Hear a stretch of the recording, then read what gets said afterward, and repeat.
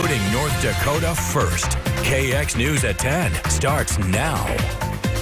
Good evening, I'm Lauren Culver. And I'm Nicholas Pollack. Thank you for watching KX News. Tonight, the series finale of our special report detailing the complex barriers to justice for tribal citizens in North Dakota. For hundreds of years, the official policy of the United States government towards tribes was to disestablish them or to do away with them. In fact, the feds created the reservation system to control Native Americans and keep them off of land that white men wanted to settle. Our crime and investigative reporter Renee Cooper joins us again tonight to talk progress. So Renee, how and when did things begin to change for the better? Lauren and Nicholas, the first big move forward didn't happen until the early 1970s. Under the Nixon administration began a new era of self-determination. For the first time, there was some recognition that the U.S. owed tribes respect as their own sovereign nations. And in the 50 years since, tribal nations have had the ability to grow. We're still really at the dawn of that era when you think of the length of time we're talking about here. Former U.S. Attorney Tim Purdon has spent much of his law career defending tribal governments in North Dakota. Tribes have had governments for centuries and centuries, since time immemorial. But the governments in the context we see now, tribal councils, things like that, these governments are only 40, 50 years old. But because of all the remaining barriers that are a direct result of the U.S. government's actions for hundreds of years, Purdon says the federal government has a responsibility to support them, beginning with criminal justice. Current U.S. Attorney Drew Wrigley says the biggest bottleneck keeping many major crimes cases from even reaching his office is a lack of officers policing tribal lands, which does not fall under his office. BIA is not part of the Department of Justice. For some reason, it's in the Interior Department. So we've got the FBI resources that work, but they work hand in glove with BIA. BIA is the first responder. He says, on average, law enforcement on tribal lands is staffed at about 30%. We would never tolerate that in Bismarck, and we shouldn't. And we should never tolerate it on our Indian reservations. In an effort to address the need, U.S. Senator John Hoeven, along with federal, state, and tribal officials together, announced the opening of a new Indian police academy at Camp Grafton in October. I think you'll get more homegrown law enforcement people. Jenna Clausen-Hubrights, the cultural liaison officer for the Highway Patrol, says state law enforcement can get training in North Dakota. But until now, tribal and BIA officers have had to go out of state. She hopes it will also be a place for relationship building between state, tribal, and federal law enforcement. Right now, the Department of the Interior has secured $2.5 million for the specialized training at Camp Grafton. Clausen-Hubright says there is a long-term picture in mind. The tribes have also made huge improvements to public services. Under Chairman Mark Fox, the Mandan, Hidatsa, and Arikaran Nation opened the $24 million MHA Nation Public Safety and Judicial Center. This facility brings law enforcement, the courts, and police under one roof. Before, we were always renting a facility from the city of Newtown, which was unconstitutional and dilapidated. Chairman Fox tells me back then, the tribe had to send criminals off of the reservation. Now, services are right here, helping to reduce the reoffense rate. Part of the problem was perception by the public. When your law enforcement doesn't have adequate supplies or vehicles or training, people look down on that. They don't take your law enforcement as serious as they should. And as of December 2018, the 3 affiliated tribes no longer has to send its members all the way to Arizona to get proper drug and alcohol addiction treatment. The Good Road Recovery Center is the first and only treatment center that offers inpatient care for tribal citizens in the state, funded entirely by MHA Nation. Chairman Fox says it's located in Bismarck to give people distance from their current environment and because the city has access to accompanying services.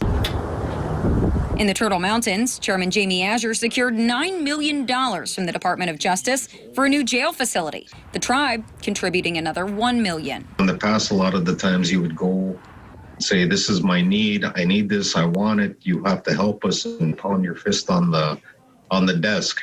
Now it's 2020 and we use data. It's still in the design phase, but once it's done, the existing jail will be made into a youth facility for mental health and other transitional services. Give a little opportunity and let's see if we can change even one future. If you change one future, I don't care if it cost $10 million. It was worth it. At the state capitol, the lack of Native American representation is being recognized in a new way.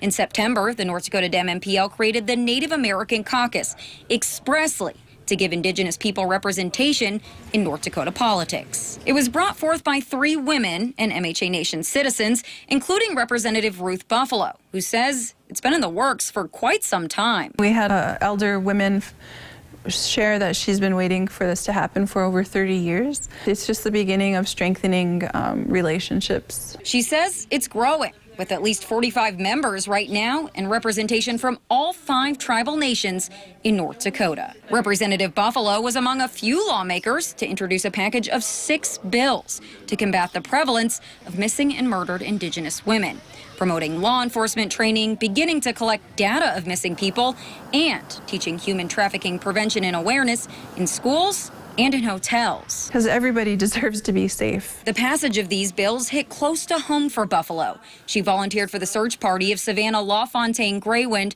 who vanished and was brutally murdered in 2017. Annual report to Congress. A federal bill named after Graywind, Savannah's Act, was signed into law by President Trump in October.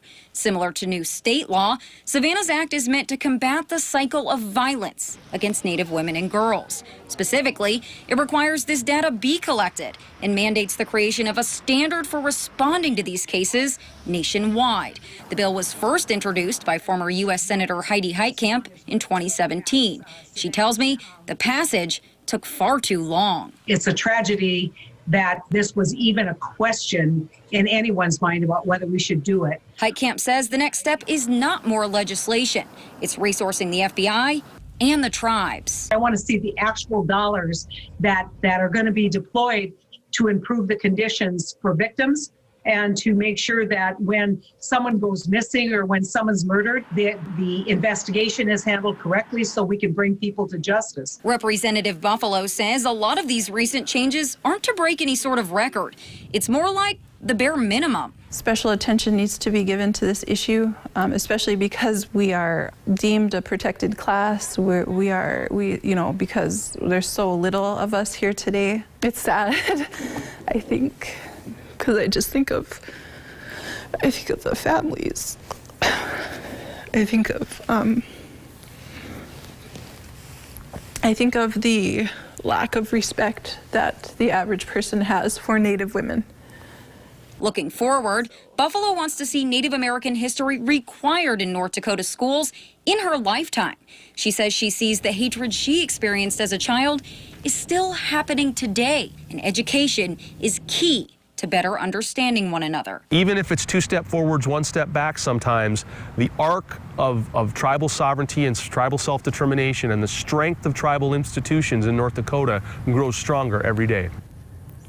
We're far from the finish line as tribal, federal, and state governments continue to fight through leftover policies and mindsets from that disestablishment era that existed for most of U.S. history. As was made clear through this series, that fundamental discrimination is at the core of what hinders tribes from addressing crime and delivering justice on what's left of their sovereign land. And as Representative Ruth Buffalo said best, it's the responsibility of journalists to tell these narratives, often left uncorrected in the tales of U.S. history and buried under the surface of statehood. Renee Cooper, thanks so much for all your hard work.